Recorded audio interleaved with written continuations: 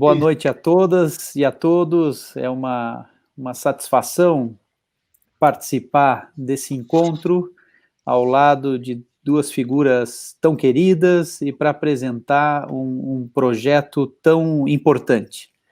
Importante para nós da Contracorrente e para o Brasil, sobretudo nesse momento tão difícil, mas também de tantas possibilidades que nós vivemos. Então, eu tenho a satisfação de compartilhar esse momento com o professor Christian Dunker, que é uma pessoa conhecidíssima de todos, professor titular da USP, uma pessoa que, como poucos, alia a profundidade acadêmica e uma grande capacidade de comunicação, né? Me parece altamente louvável essa disposição do Dunker, que nós vemos, lamentavelmente, em poucos intelectuais no Brasil, de se lançar de maneira tão aberta ao debate público. Por isso eu te cumprimento especialmente, Dunker. E também temos aqui a nossa querida Ana Cristina Dunker, que é psicóloga de formação, diretora da Escola Carandá Viva a Vida, também conduz o Centro de Estudos Madalena Freire, e junto com o nosso professor Dunker, eles compartilham, eles dividem a coordenação dessa coleção de educação e psicanálise pela editora Contracorrente, cujo primeiro volume nós estamos lançando exatamente no dia de hoje.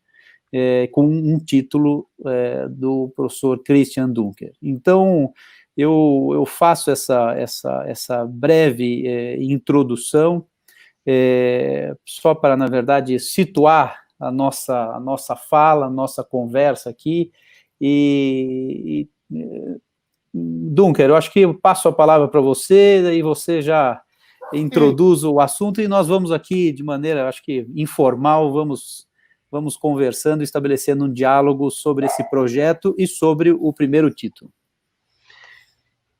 Isso aí, Valim. Queria te agradecer pela confiança dispensada, né, nesse projeto, de fazer uma coleção sobre educação e psicanálise nesse momento da educação no nosso país, né? Acho que é mais um capítulo aí da tua luta também por, enfim, ampliar o espaço de cidadania, ampliar a reação que talvez o campo da educação, o campo das universidades, o campo do estudo, das artes, né, precisa ter nesse momento em que há uma ameaça, né, o espírito das luzes, vamos chamar assim, né? Então, eu acho que essa coleção deve muito a você, muito a Juliana, que ajuda a gente na composição dos livros, também ao querido Fernando, que foi responsável pelo nosso contato, que é um livreiro avant la lettre, né? Como existia antigamente, aquele cara que gosta de livros, que entra em contato com os autores, que leva você assim num contato saboroso com os livros, né? O Fernando, grande pessoa. Eu queria falar um pouco do conceito da coleção e depois a gente fala um pouco do livro, porque é um momento, eu acho que, de chamar as pessoas para esse projeto, né? Eu acho que a coleção faz parte de um projeto mais amplo e que tem alguns propósitos específicos, mas que diz respeito a uma retomada, né, da organização, talvez da conversa institucional e comunitária sobre educação, seus modelos emergentes, suas críticas às estratégias convencionais de ensino-aprendizagem, a tudo isso que veio acontecendo com o campo da educação e que, de repente, se tornou assim uma terra de ninguém, ou uma terra em que qualquer um, em que todos têm a sua, assim,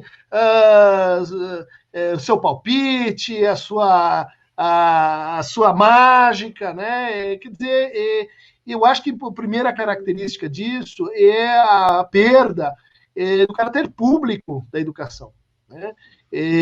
Não só porque existe uma educação pública, e essa coleção é uma tentativa de articular escolas privadas, escolas públicas, mas porque a gente começou a pensar a educação excessivamente de forma privada, de forma defensiva, né?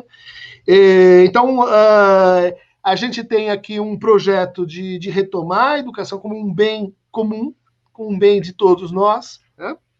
E que vai tentar operar uma espécie assim de rede, de trançamento, de forma a dar voz para conversas hoje já existentes, mas com pouca visibilidade, né?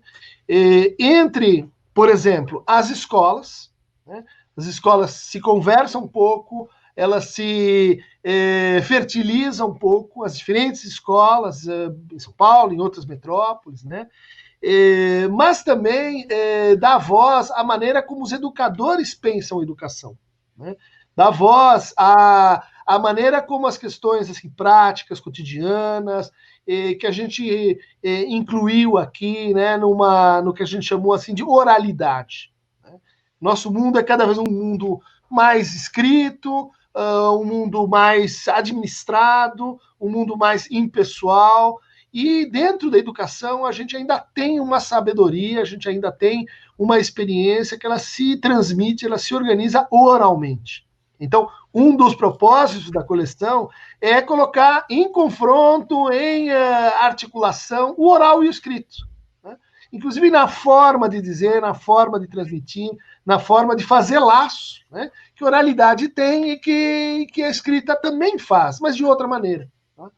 A gente entende que isso é uma forma também de tentar reduzir o hiato, reduzir os muros, que hoje, acho que de forma inadmissível, existem entre as escolas e as universidades, né? A gente na universidade conversa, se reconhece pouco na experiência escolar cotidiana, seja na escola pública, seja na escola privada, né? Acho que a universidade ela se orientou muito para a pesquisa, isso foi muito legal, para a internacionalização, isso é muito legal, para se auto-justificar, mas a conversa miúda ela foi assim diminuindo, né? Se é que ela um dia esteve mais próxima.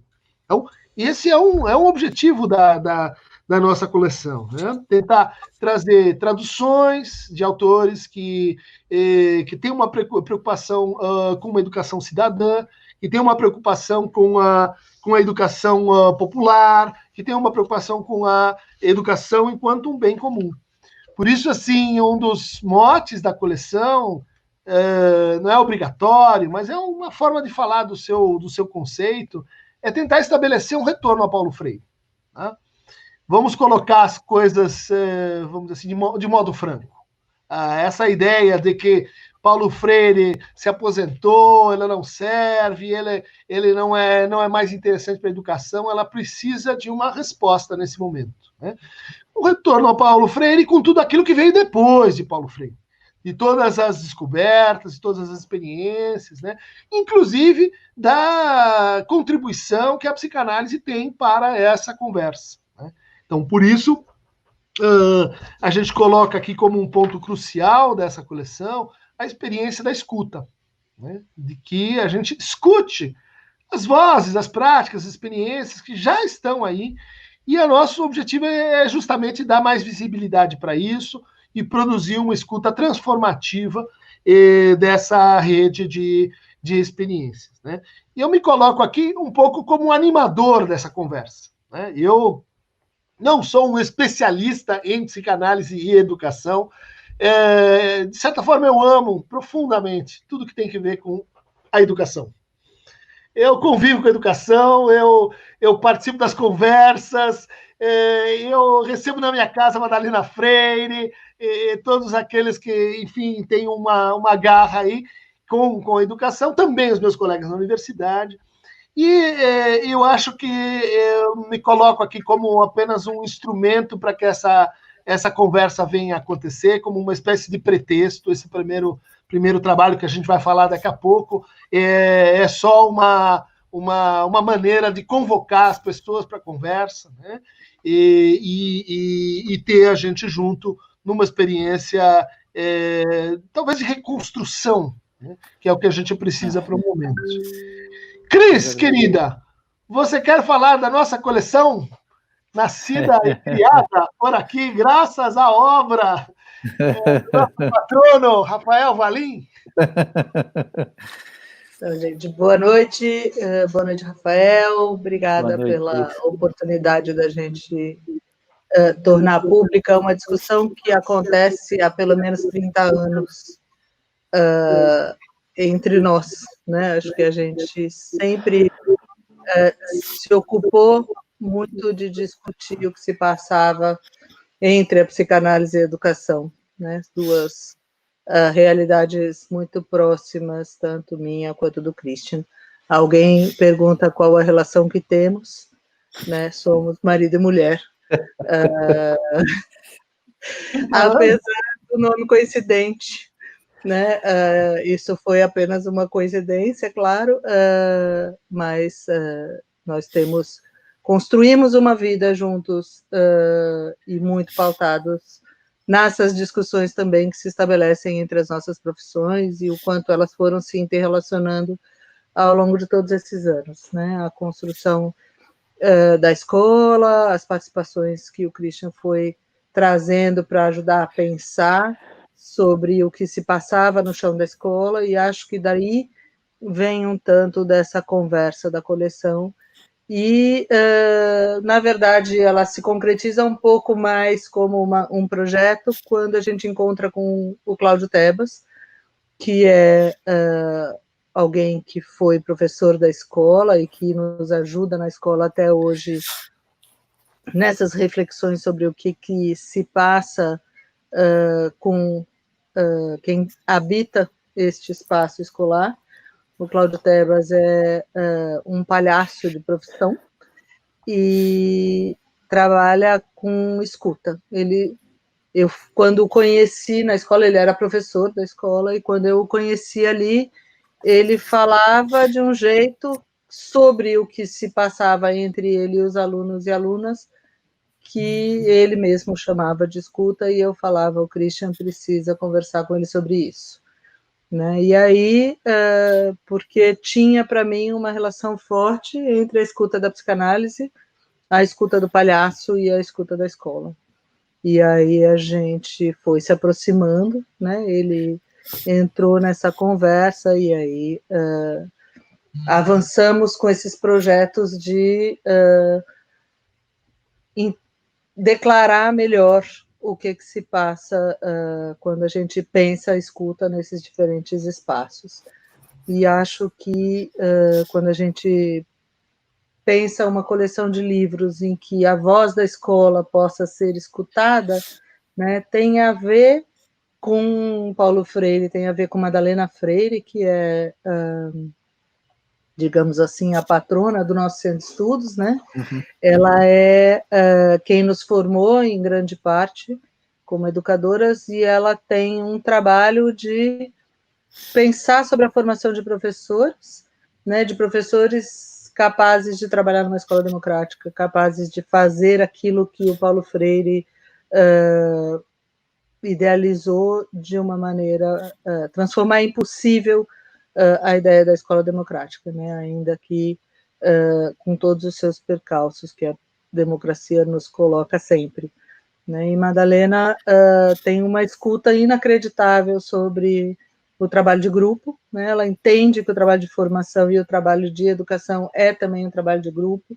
Ela nos aproxima de Pichon, ela nos aproxima de Bleher, enfim, de uma série de autores da psicanálise, em alguma medida, que trabalham com essa escuta que circula no grupo que aprende junto, né? A tarefa como a tarefa da aprendizagem. E a Madalena também tem por hábito nos fazer escrever, né? Então, tem o trabalho do grupo e tem o trabalho da síntese, né? De você encontrar no seu texto, na sua possibilidade de escrever a autoria do seu fazer com os alunos e de produzir, né, alunos, conversas em que os autores apareçam dentro de um grupo de sala de aula. Então, faz todo sentido pensar para nós que o registro, a escrita, a documentação do trabalho dentro da escola deve, né, e se transforma em conhecimento, né, e transforma-se em conhecimento que precisa ser transmitido também. O Centro de Estudos nasce para que a gente pudesse compartilhar desse conhecimento construído dentro da escola, né, em relação com a academia, em relação com os textos construídos, em relação com a ciência da educação, com a ciência da pesquisa, mas dentro, né, com o nascedouro ali dentro do próprio espaço da escola.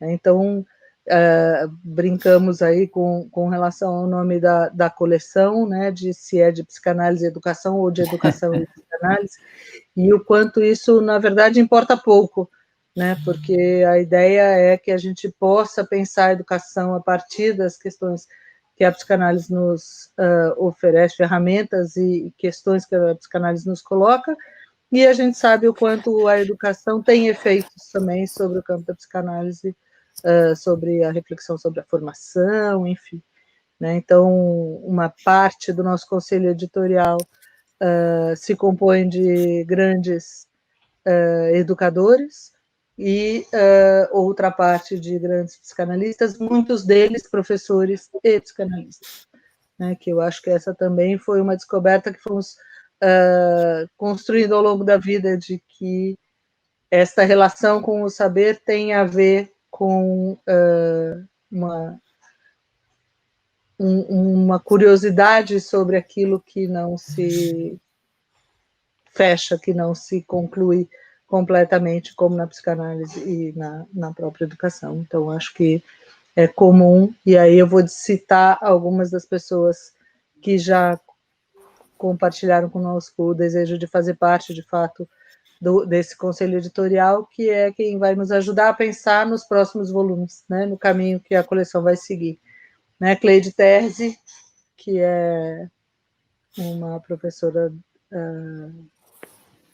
com P maiúsculo, né, eu acho que hoje é a nossa grande inspiração no trabalho cotidiano na escola.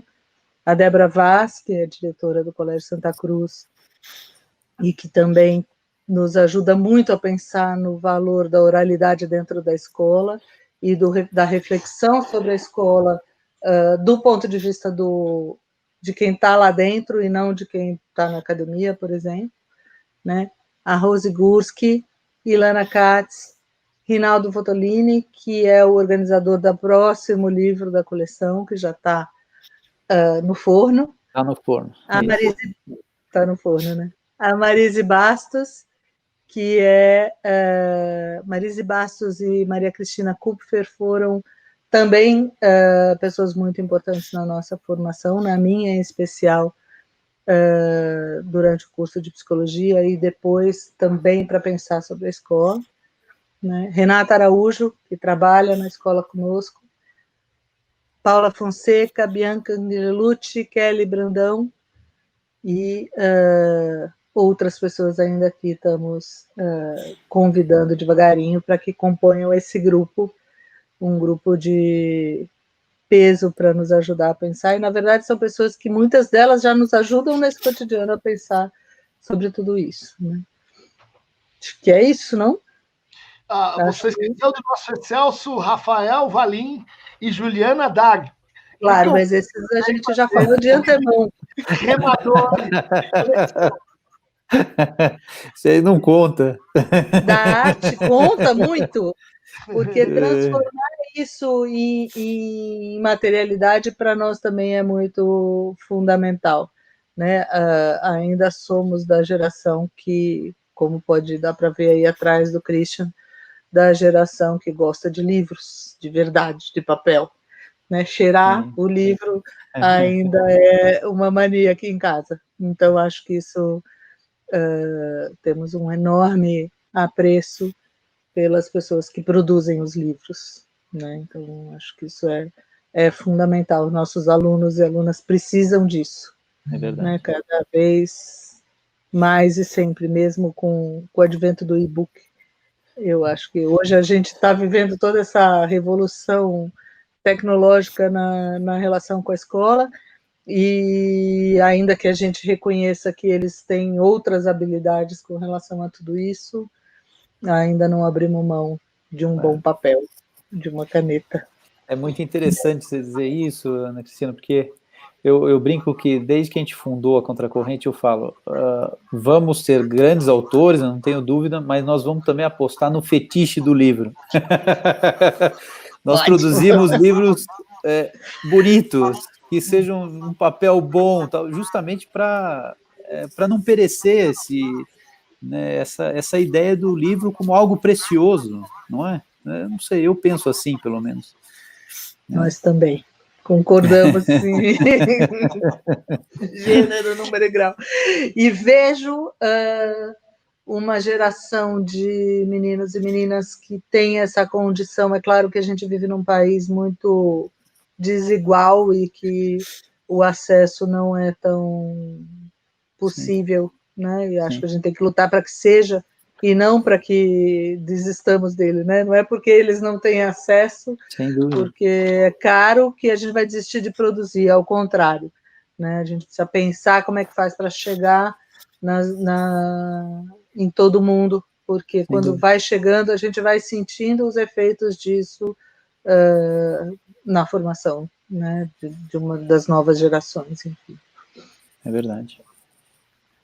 Mas aí eu acho que a gente podia falar um pouco agora sobre o próprio livro que já está saído. Vamos lá. Dunker, nos fale um pouco aí, Dunker, um pouco sobre o primeiro título. Então, é um trabalho que eu intitulei assim, Paixão da Ignorância, Psicanálise e Educação para a Escuta, né? Colocando aí, dando centralidade para essa experiência da escuta e recuperando uma expressão do Lacan, né, esse psicanalista que, enfim, o qual estou bastante ligado, venho estudando há muitos anos, e que, por sua vez, tomou essa expressão, a paixão da ignorância, de um filósofo medieval, pré-moderno, chamado Nicolau de Cusa. E o Nicolau de Cusa usava essa ideia numa espécie de refraseamento da noção socrática de que o conhecimento, o saber, vem da admissão, vem da experiência profunda com o não saber, com a ignorância.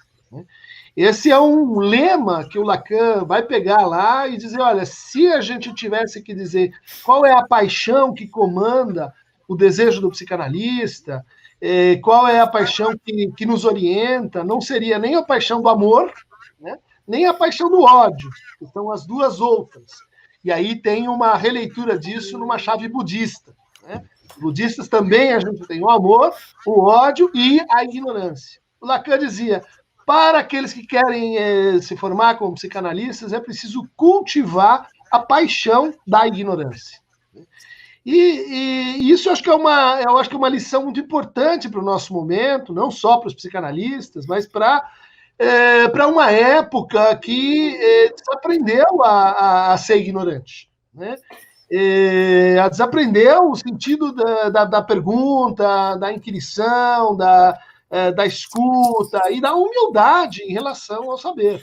Né? Uhum. A gente tem aqui também uma dupla assim, referência à nossa madrinha, a Madalena Freire, que escreveu um trabalho célebre, né? Chamado A Paixão de Conhecer. Né? Então, eu estou homenageando esse texto dela, dizendo, olha, a paixão de conhecer precisa também da paixão da ignorância, senão o conhecimento se torna soberbo, se torna um mero instrumento de poder e opressão sobre os outros. Né? E também é uma homenagem ao trabalho muito conhecido na área do Jacques Rancière, chamado Mestre Ignorante. A ideia de que o ignorante, o que realmente aprende, aquele que se põe como mestre, é aquele capaz de fazer a sua ignorância trabalhar. Né? Não estamos falando aqui da ignorância como mero desprovimento de civilidade, ausência de educação ou incultura. Né? A boa ignorância é aquela que é justamente produto de uma grande dedicação aos estudos, uma grande dedicação ao exercício da razão, né? Bom, tem uma outra leitura para esse título que explora o genitivo, né? Paixão da ignorância, né? E tanto a ignorância da paixão, quanto o que é o sujeito dessa ignorância. É uma ironia com o que a gente está vivendo hoje, né? A nossa época, que parece ter se apaixonado pela ignorância, né? Tornado a ignorância, assim, a credencial maior da conversa, né? Então, a coleção e esse livro começa com os meus trabalhos de crítica ao olavismo, os meus trabalhos de crítica ao estreitamento metodológico dentro da educação, ao uso, né, da educação como forma de acentuação da divisão social e da diferença social, né? Há uma escola aí que, vamos dizer assim, se apaixonou por si mesma, né? Por sua própria tarefa, por seus ideais e tal, e esqueceu, né, de que isso vai levar a um apaixonamento pela ignorância. No outro sentido, já explicado aqui, né, a ignorância que trabalha, que cria, né, o não saber produtivo, né? Acho que nós temos aí uma tarefa que é reconstituir o conceito de escola enquanto experiência, que é um conceito presente para a psicanálise, né? O Lacan, em vez de uma sociedade de psicanálise, ele propôs uma escola de psicanálise, fazer a gente pensar o que é uma escola, né? Uma escola, você pode pensar, não, é uma instituição, tem um nome, tem um proprietário e tal, mas uma escola é também uma comunidade. Eu acho que nossos problemas e inquietações cada vez mais derivam do fato de que existe a escola como movimento, como comunidade, e a escola como instituição, né? E essa articulação não está sendo fácil, porque, de um lado, as famílias, enquanto comunidade de base, assumem a prerrogativa de dizer, não, agora eu mando na escola, eu quero que a escola se deite aos meus propósitos, às minhas prerrogativas, eu vou invadir a escola no sentido de uma escola sem partido, por exemplo, né? E do outro lado, a gente tem uma parte importante das escolas que se impessoalizam, que tratam os alunos como números, que estão tão envoltos no sistema jurídico normativo e contratualista, que perderam a sua dimensão de comunidade. Então, além dessas duas, a ideia que aparece aqui é de que a escola é também um movimento, né? E é isso que a gente queria e que quis ao ler aqui os nomes dos nossos apoiadores da comissão científica, porque a ideia é fazer dessa coleção um lugar para onde venha mais gente, que isso seja parte de um movimento de transformação das escolas, da relação da escola com o público, da escola entre si, da escola com a família, da escola com os pais, né? Bom, a segunda parte aqui do livro remete a uma hipótese sobre como isso pode acontecer, que é uma hipótese para, vamos dizer assim, separar um pouco o momento da conversa.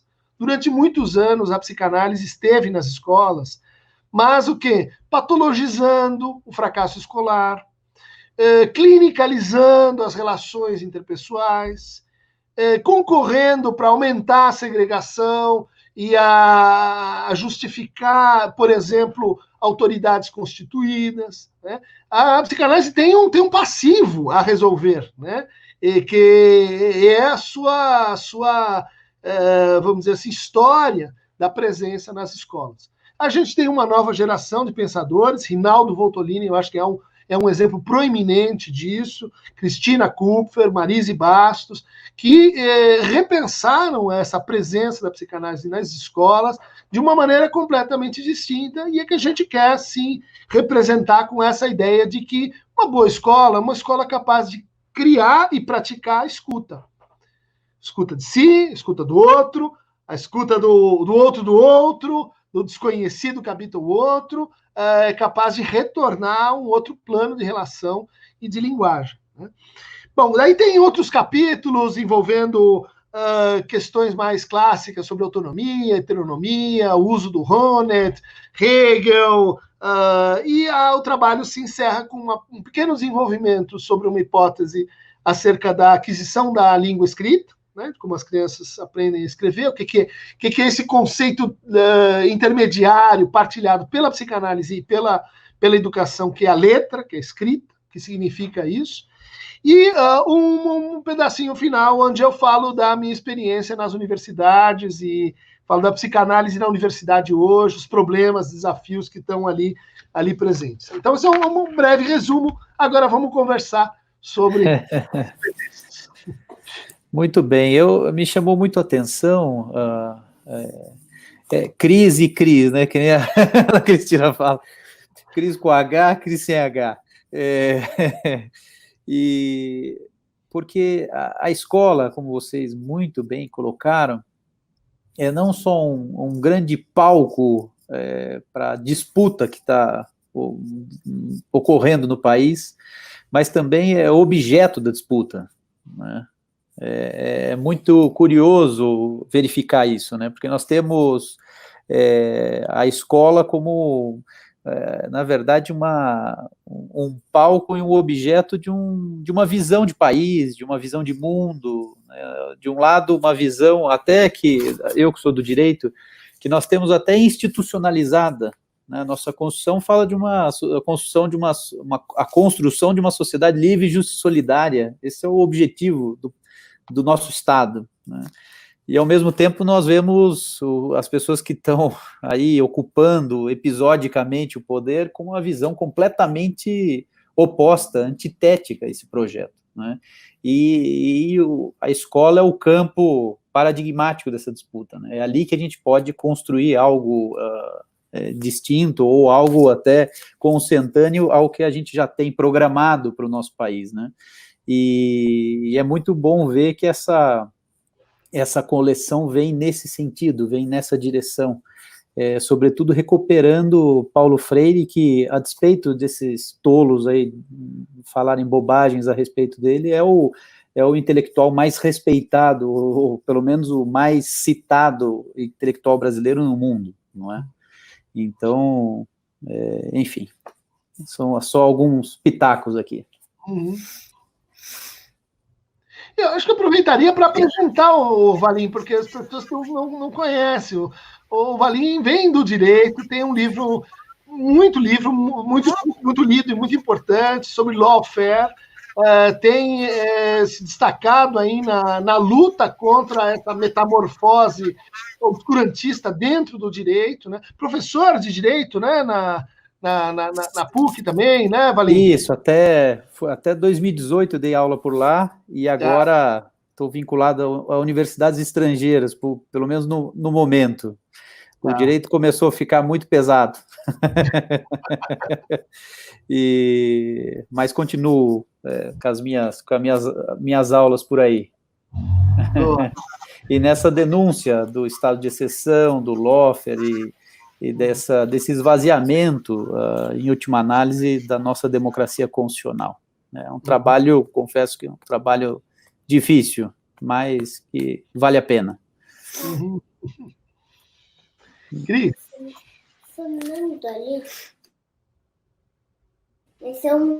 Cris? Eu estou aqui. Eu estava muda. Já você está me ouvindo? Agora estou. Tá bom. Estava pensando, enquanto você falava do livro da Madá, ele chama-se A Paixão de Conhecer o Mundo, né?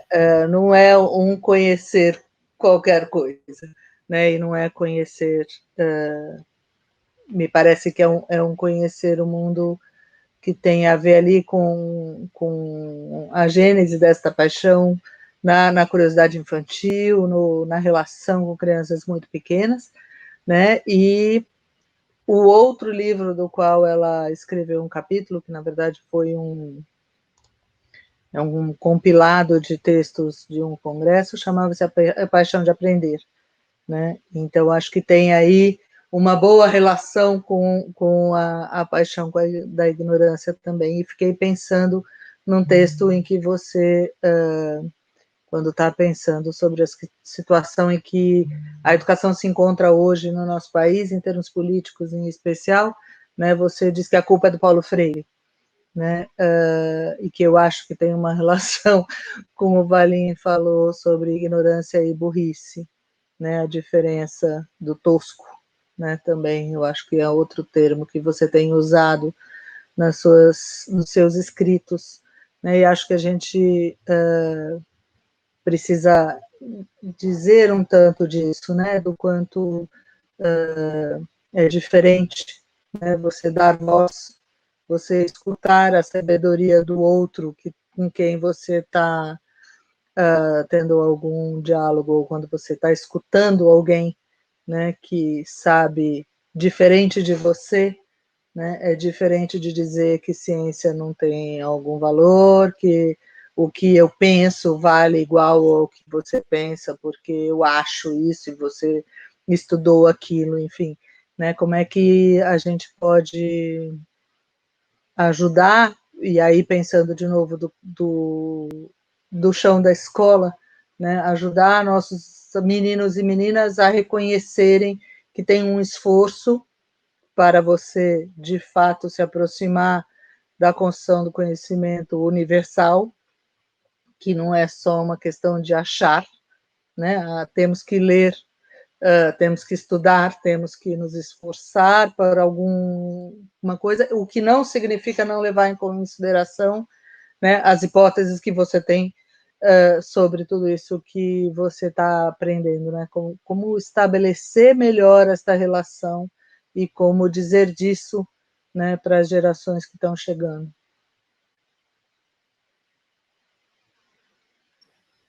Muito bem. Você está mudo agora. Eu acho que isso retoma muito discussões que a gente tem há anos, né, Cris? Sobre esse espaço de intersecção entre cuidar e educar, né?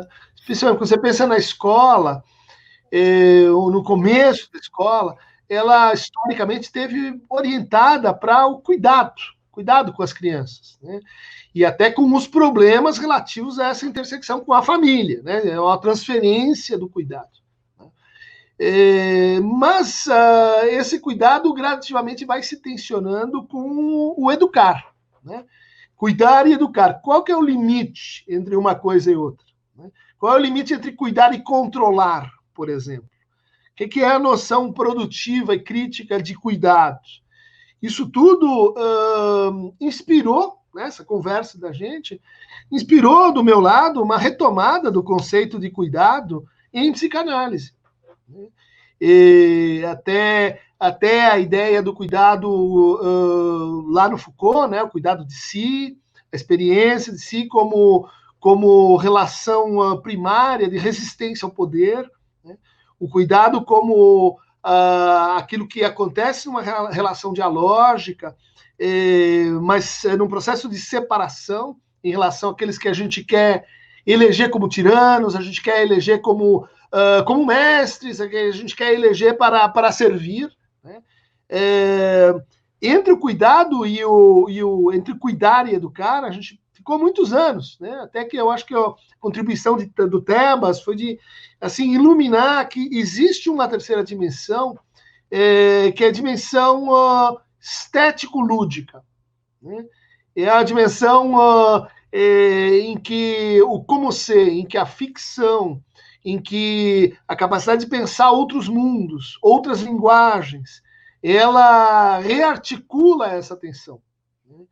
E acho que isso caracteriza muito fortemente o projeto da Carandá, mas também de várias coisas que tenho feito dentro da psicanálise. E eu acho que essa é uma ideia muito, muito importante para a nossa época, né? Em que o... Fala, Valim. Não, eu estou aqui pensando, né, porque eu não sei, eu não sou especialista, como eu estou aqui ouvindo vocês e aprendendo muito, porque me parece que nos atravessa também, não só um momento político delicadíssimo, mas o momento pandêmico aí também nos faz repensar a escola, né? Então, a gente vive um duplo desafio no Brasil. né? Não sei se eu estou equivocado, mas nós temos uma escola sob uma ameaça duríssima de um poder obscurantista, mas também um mundo em transformação e, pelo menos eu vejo das pessoas que estão no meu entorno, a Ana Cristina com certeza pode nos dar um testemunho disso fundamental, mas assim, a escola também vai ter que se adaptar à realidade desse mundo pós-pandêmico, não é? Então, na verdade, eu estava aqui querendo dizer disso, né? Porque eu acho que tem uma reinvenção deste lugar onde a gente coloca a escola, que não necessariamente seja uma reinvenção da escola. A gente vem discutindo muito sobre que escola que a gente vai defender quando tudo isso acabar, né?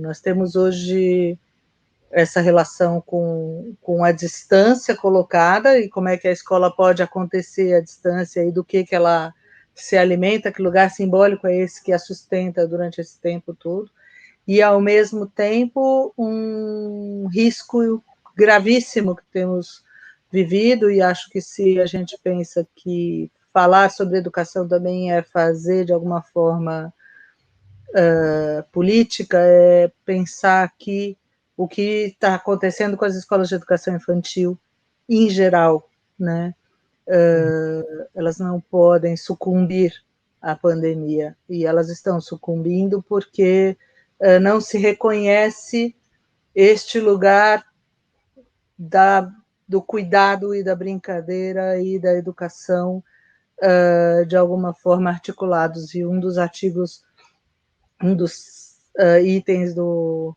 livro chama Cuidar, Educar e Governar, né? E do nosso projeto chama Cuidar, Educar e Brincar, né? Mas o quanto precisamos declarar melhor, né? Porque mandamos nossos filhos para a educação infantil e não é só para o cuidado, não é só para a guarda enquanto o pai trabalha. Sim, isso também tem essa função, e neste momento isso foi impossibilitado, né?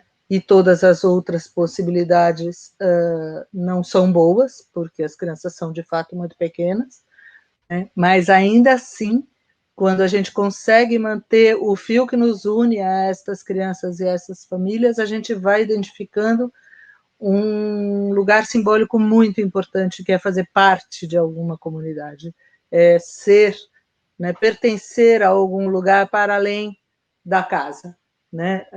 A Ilana Katz está por aí nos escutando, e ela tem dito para mim sempre que nós temos que pensar o que é o bebê de um colo só, né? Isso não é saudável para ninguém, nem para o colo, nem para o bebê, né? A gente sabe o preço disso e o quanto a gente costuma sempre dizer do ditado africano de que é preciso uma aldeia para se criar uma criança, né? Quando a gente prende todo mundo nas suas casas e coloca uma capa de medo fundado, eu continuo achando, fiquem em casa o quanto puderem ficar em casa para se proteger e para proteger todo mundo, né? Mas tem um preço muito alto a se pagar de não ter essa alternância para as crianças, né? Em especial as crianças pequenas, do espaço da relação íntima na família e da relação com o mundo lá fora, que na nossa sociedade se estabelece a partir da escola. Claro que na aldeia é de um outro lugar, da praça, né? A gente não tem a praça e não pode ir para a praça, mesmo que tivesse, como uma possibilidade. Então, como é que a gente vai pensar, né, neste momento de pandemia? E também uma parte importante do pensamento do Christian sobre a escola tem a ver com o lugar do risco, né? E como a gente vai enfrentar esse risco para retornar à escola, né? Em algum momento, e provavelmente antes da vacina, antes da solução mágica para a pandemia, que a gente não sabe nem se vai existir, né? Nós vamos ter que sair de casa, né? E nossas crianças vão ter que sair de casa, e a gente está vendo muito medo, né? E a gente precisa pensar sobre este medo para que não fique o medo do medo, né? Eu tenho medo do medo que eu vou sentir, e aí a gente não conseguir voltar, né? E de fato a volta é tão importante quanto foi a retirada do espaço público, né? Precisa pensar muito sobre isso. Quem mais? Gostei que você lembrou, né, Cris, desse momento onde as pré-escolas, as escolas de educação infantil estão sofrendo vigorosamente, né, com a sua sobrevivência econômica. Eu acho que a gente podia mencionar o Arraial das Cores, né, que está numa campanha pedindo, né, para que todo mundo colabore, porque quando uma escola desaparece, não é um concorrente a menos que a gente tem, né? É uma experiência, uma história que se vai. Né? E ali a gente conhece o Arraial desde que a gente estava na faculdade, né? Vários amigos nossos trabalharam. Quando acaba uma escola, é como uma vela que apagou. Aquilo ali você não tem como transferir para outro, refazer, porque tem que ver com aquela experiência única. Eu acho que essa coleção e nesse trabalho eu tento caminhar nessa direção de que, enquanto a gente pensar a escola como um negócio, né, e aplicar sobre o negócio as regras de propriedade e contrato, a gente vai criar pseudo-indivíduos, pseudo-sujeitos. Né? E se a gente quer mudar isso, não adianta você dizer assim, não, mas é que eu tenho valores progressistas. Não, mas é porque aqui nós temos assim ideias muito comunitárias, sabe? A gente defende a diversidade, né? Eu quero ver defender a diversidade no contra-cheque, no pagamento dos professores, no cuidado com os funcionários, na escola aprendente, da ponta do porteiro, a pessoa da van, até o pessoal de limpeza, né? Quero ver uma escola aprendente quando ela for capaz de pensar-se, né, de uma outra maneira. Né? Não quer dizer que nós vamos sair do universo negocial, a gente precisa de dinheiro para pagar bons salários, mas é preciso aumentar o coeficiente crítico sobre o que significa o negócio escola, a escola como empreendimento. Tá? É preciso uma resposta à ideia de que você tenha um campo econômico a ser devastado, né, por grandes grupos, que é o que está acontecendo no Brasil, especialmente nas universidades. Né? Eu acho que se essa escola tem algo a dizer nesse ponto, é que é preciso uma reversão imediata da barbárie aplicada sobre os professores de escolas privadas hoje no Brasil. Estão sendo demitidos em massa, estão sendo os doutores que nós formamos nas universidades públicas e eles não conseguem ser aproveitados nas universidades privadas, e isso é um equívoco que é premeditado como parte de uma política de devastação do nosso patrimônio, né? Enquanto escola, né? Enquanto universidade. E acho que a gente não pode deixar de comentar agora que o possível ministro, que hoje foi aventado como uma possibilidade, a gente sabe que ser ministro é alguma coisa hoje bastante efêmera, pode ser, como pode não ser, mas é alguém que defende a privatização de tudo, né, das escolas, do SUS, enfim, e acho que isso é algo que precisamos pensar sobre isso, né? Precisamos cuidar disso, no melhor dos sentidos da palavra cuidar, né? Não, e refazer uma equação, acho que equívoca, né? Isso aparece aqui no meu livro, que identifica o Estado com o público e o privado com a empresa. Né? Enquanto a gente tiver essa dicotomia, a gente não consegue pôr no foco aquilo que é o essencial na escola, que é a criação do comum. Comum não é privado, ele não é público, ele é comum. Né? E ele deveria reger as escolhas, as orientações, né, pedagógicas e desejantes das escolas. Né? Muito bem. Não, e também uma coisa que eu vejo, há muitas pessoas com uma visão, me parece, inexplicavelmente otimista em relação à pandemia, de que dela vai emergir um mundo melhor e mais solidário, automaticamente, e o que a gente está vendo é que as desigualdades vão ficar cada vez mais agudas, e o papel da escola cada vez mais central, até no enfrentamento dessa desigualdade. Hoje eu vejo, eu tenho algumas experiências e algumas pessoas próximas que são diretores de escolas públicas, em algumas realidades hoje a escola serve para prover alimentos para as crianças, só isso.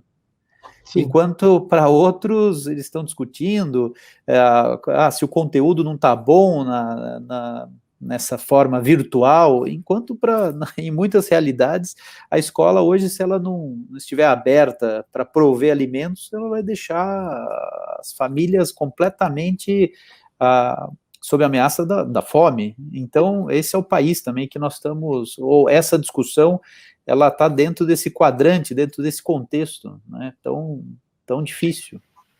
Essa é a briga. Essa tem que ser a briga mesmo. Antes de mais nada, temos que brigar por isso mesmo.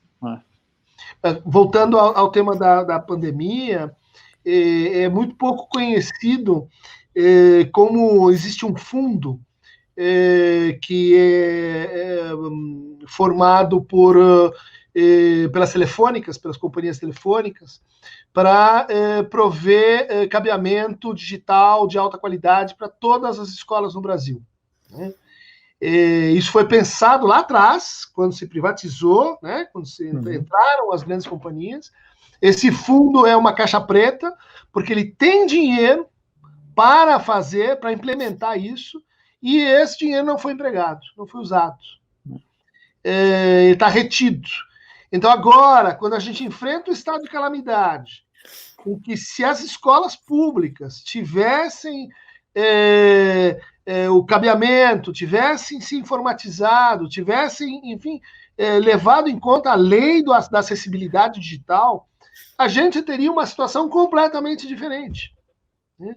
Mas, assim como o Fundo Nacional de Educação, verbas e repasses para a educação sofrem uma mirabolante mágica de retardamento, de adiamento, de não aplicação dos discursos, dos discursos e dos recursos disponíveis. Sim. Sim. E aí eu volto com a ideia da aldeia, né, do quanto pensar a educação do país inteiro como um bloco só, né, nos impossibilita de soluções locais que possam fazer a diferença para cada uma das escolas, para cada um dos espaços educativos, que são milhares, milhões, né, no país inteiro.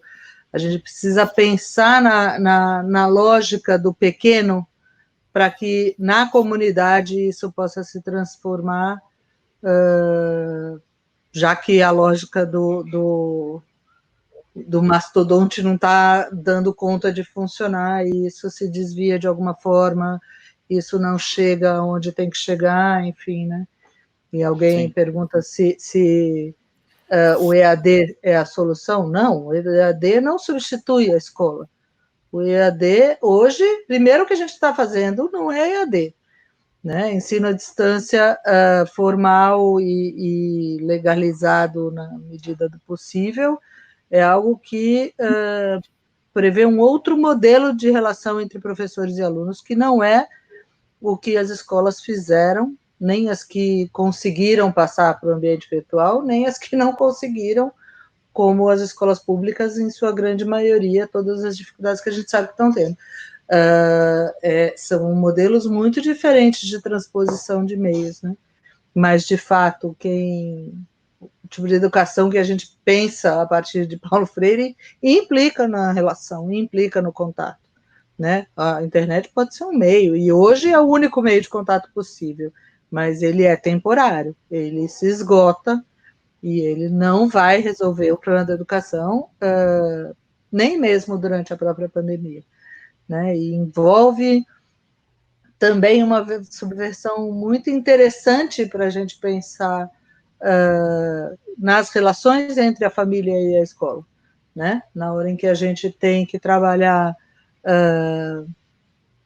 pela internet com alunos de todas as idades, né? A Cleide Terzi costuma dizer que a gente chega até a antessala, e aí a gente precisa esperar que a família abra a porta de sua casa para que a gente possa ter acesso aos meninos, né? Aos alunos e alunas, enquanto no modelo antigo, pré-pandemia, as famílias chegavam até o portão e nos entregavam as crianças, e lá dentro as crianças tinham uma experiência de um outro mundo que não a sala da casa deles, assim a sala de aula. E isso foi absolutamente fundamental neste momento, né? A parceria com as famílias e o reconhecimento das famílias de que algo ali precisaria ser reinventado, né? Não dá para esperar do professor que está na internet a mesma lógica que ele tem dentro da sala de aula, né? E também não dá para o pai que está vendo como seu filho se comporta dentro da sala de aula supor, né, que não é a sala de aula, é a sala da casa dele.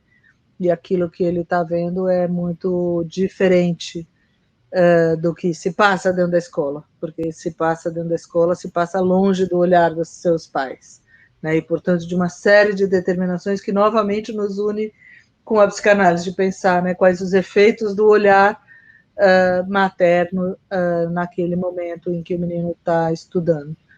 E como é que a gente vai fazer, né? Quais são as possibilidades que temos no retorno para tirar o pai e a mãe de dentro da sala de aula de novo, né? Esse é mais um desafio que, voltando aqui para o miúdo, para o cotidiano da escola, né? Como é que isso se dá, e mesmo nas escolas públicas, como é que a gente faz para essas crianças voltarem para a escola e não evadirem, que é uma das grandes preocupações de quem trabalha com educação pública, em especial, a gente não pode perder as crianças, né?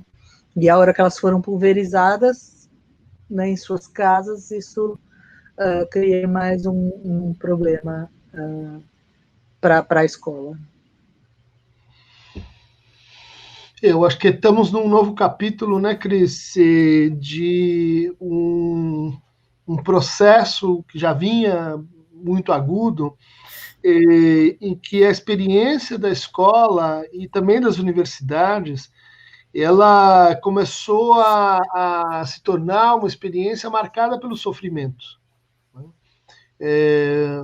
Muitas desistências, um ambiente hostil, um ambiente que foi gradualmente tomado pela produção, pela concorrência, pela hiperindividualização, né?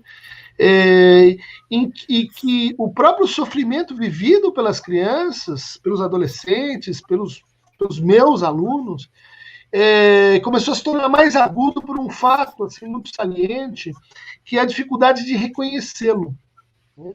Acho que durante muito tempo, reconhecer o sofrimento que está acontecendo nas escolas, né, sejam escolas públicas, sejam as escolas privadas, era algo que devia ser feito por alguém fora da escola, por um psicólogo, um psicoterapeuta, por um inspetor, né, como se a gente tivesse ficado surdo ou incapaz de escutar que nossos alunos estão em um estado de sofrimento além do razoável, né? As vidas dos nossos alunos estão, vamos dizer assim, massacradas por uma exigência de um lado, ou uma falta de exigência do outro, que torna essa experiência de sofrimento algo que precisa ser primariamente reconhecido. E aqui eu diria, é um dos motes dessa coleção, ou uma chamada, ou uma tentativa, né, de levantar um debate para um giro necessário de conhecimento para o reconhecimento. Até aqui, a gente fala escola, há um discurso extremamente centrado em quais as formas de aumentar e acelerar a maneira como a gente conhece mais, conhece melhor, conhece mais profundamente, conhece de forma mais produtiva. Isso não é um equívoco, mas a gente precisa incluir o conhecimento numa experiência maior que o envolve, que é a experiência de reconhecimento. Né? É dentro dela que o conhecimento é possível. É dentro dela que o conhecimento se torna significativo, ele se torna crítico, ele se torna dotado de valência ética. É dentro do reconhecimento que o conhecimento passa a ser uma experiência ligada ao desejo, ligada à transferência. Né? E esse reconhecimento ele não opera, ele não acontece em termos cognitivos e epistêmicos. Ele acontece em relação a experiências cujos horizontes são o saber comum, o saber prático, o saber enquanto uma condição para a emergência de posições de conhecimento, problemas de conhecimento. Né? As melhores escolas que eu sei, porque eu sempre escuto as viagens dela pelo mundo, né? Para a Finlândia, para a Itália, para a Reggio Emília, e ela sempre volta com que me dizem isso. Né? Eu, do ponto de vista da psicanálise, assim, mas toda vez é isso. Quer dizer, as boas escolas são escolas que partem do reconhecimento para o conhecimento. Né? Que partem do saber daquela comunidade, daquelas pessoas reais e concretas, para a produção específica de um conhecimento. Estou equivocado ou delirando, vendo psicanálise onde ela não existe, minha cara querida esposa? Não, acho que não está delirando, não. Só está delirando de lembrar que a gente viajava antigamente. Deu saudade de viajar. Olha, eu preciso te dizer que a gente já está 1 hora aqui e eu sei que você tem compromissos na sequência e tem muitas perguntas. Estou pensando em oferecer para as pessoas a ideia de que a gente tem acesso a esse chat depois e que você pode, em grande parte, responder a elas via Falando Nisso, via o canal mesmo das conversas, além dos próprios novos encontros que a gente pretende fazer com relação ao livro. Uhum. Né? Rafael estava lendo a ideia de que quem comprar o livro na pré-venda vai ter uma aula fechada, não é isso? Isso, exato. Tem que anunciar. Exatamente. Eu até vou confirmar aqui deixa eu pegar aqui a data. Exatamente. Teremos uma aula exclusiva com o nosso autor, que vai ser... Deixa eu pegar aqui. Vai ser no dia 18 de julho, às 18 horas.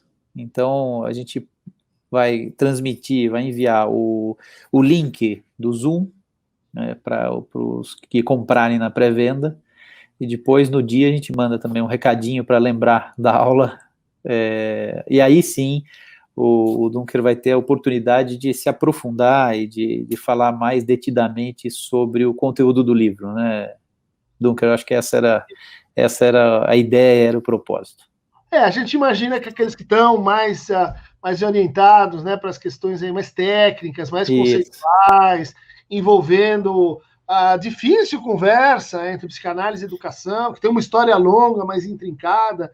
Então, que a gente pudesse ter uma conversa mais restrita, né, ou mais vertical aí nesse dia 18, né? Dia 18 às 18 horas, exatamente. 18 horas, legal. E depois teremos o dia do lançamento mesmo, como é que é? Exatamente. E aí teremos mais o dia do lançamento, cuja data aqui me foge. Hoje nós estamos sem a Juliana aqui para nos apoiar, mas logo anunciaremos também, e aí faremos outro debate amplo sobre o livro e sobre a coleção. Então nós só estamos esquentando. E também né, as pessoas que querem entrar nessa conversa, que têm originais para mandar para a gente, isso, exatamente, autores para sugerir. A ideia é que a coleção ela funcione de uma forma aberta, né, de uma forma comunitária. Né? E que a gente publique pelo menos aí dois títulos por semestre. Então, que ela realmente tenha um bom volume, uma boa capacidade aí também para assimilar essas ideias, e eu acho que a gente tem muito, muito a trabalhar. Mas eu te interrompia, né? Eu te interrompia, Cristina, por favor. Só uma coisa que eu li aqui no chat também, acho que algumas perguntas são difíceis de responder agora por conta do tempo mesmo, mas a maior parte delas eu acho que fica por conta do Falando Nisso, mas tem uma em especial que alguém pergunta sobre o Jan Neschling, que eu não sei falar o nome direito, que é um grande educador belga, né, e que recentemente a gente divulgou um vídeo dele dando uma aula sobre o livro que é Em Defesa da Escola, que ele escreveu junto com o Jorge La Roça, que é maravilhosa a fala dele. Eu convido todo mundo a assistir, está no YouTube da escola, da Canadá Viva a Vida, e vale super a pena. Uma grande fala que nos ajuda muito a pensar sobre que escola a gente defende, né, e o lugar do comum, a escola como um espaço do comum, que é muito, muito, muito interessante a fala dele, vale a pena olhar ali. Muito bem. E aqui estão nos dizendo, aqui é o lançamento dia 25 às 18 horas. Então já temos todos os sábados estão loteados. Ocupados. Podemos já... Por coisa boa. Eu vi um comentário meio assim amargo, assim. É um bom jeito da gente ocupando o final de semana. Agora há uma indistinção entre dia da semana e final de semana, né? Há uma coisa meio estranha. É perigoso no trabalho de quarentena e tal. Mas muito bem. Acho que é isso. Acho que a gente já pode se despedir. Boa noite para todo mundo. Muito obrigada, Rafael, pela experiência, pela oportunidade de ampliar essa discussão para além dos muros da escola, para além dos muros das casas, da nossa casa. É um prazer e uma honra acolher essa coleção e vocês, os autores que vocês trarão para a Contracorrente. Já tem um monte de gente escrevendo aí que vai escrever para a gente. Que bom. Que bom. Muito bem. Legal, gente. Boa noite para todo mundo. Aqui quem participou pelo site, muitas colocações legais que a gente não conseguiu enfrentar, mas vamos ter outros momentos aí, vendo as nossas outras lives e vamos incluir mais gente nessa conversa. Né? Obrigada para o Bully, que está aí atrás fazendo toda a Helena, Juliana, equipe de produção. Muito bem. Todo mundo, os nossos invisíveis, que não são nada invisíveis. Fazem tudo acontecer. Muito bem, abraço a todos. Se cuidem. Pierre, parabéns. Estou querendo falar com ela não me responde o e-mail para convidá-la para participar da nossa comissão editorial. Agora que eu vi a chamada dela. Bom, então é isso, gente. Tchau, tchau. Vamos desligando? Vamos lá. Um abraço.